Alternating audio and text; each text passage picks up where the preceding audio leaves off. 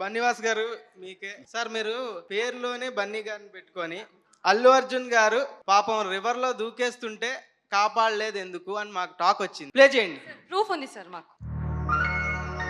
I really love her.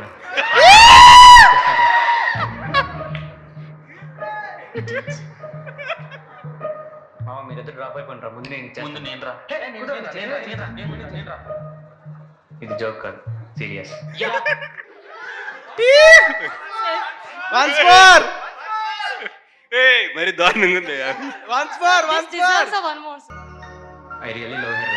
ఆమె నా కోసం ప్రాణాలను ఇచ్చేస్తాను.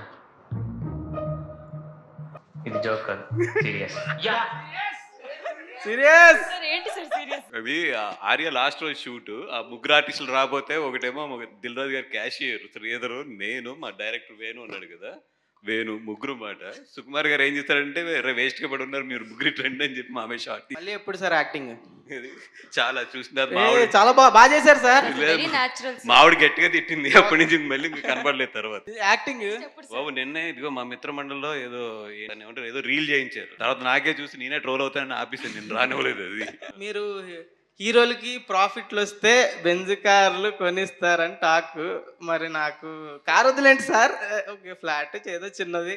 ఇప్పుడు నీకు ఒక షాకింగ్ విషయం చెప్తా, నువ్వే బుక్ అయ్యేదా? అయ్యో అయ్యో లేదా దా చెప్తా. కాదు, ఇప్పుడు ఈ వాచ్ ఉంది కదా, ఇది అలా వైకుంఠపురంకి బన్నీ గారు కొనిచ్చారు. అయ్యో అయ్యో.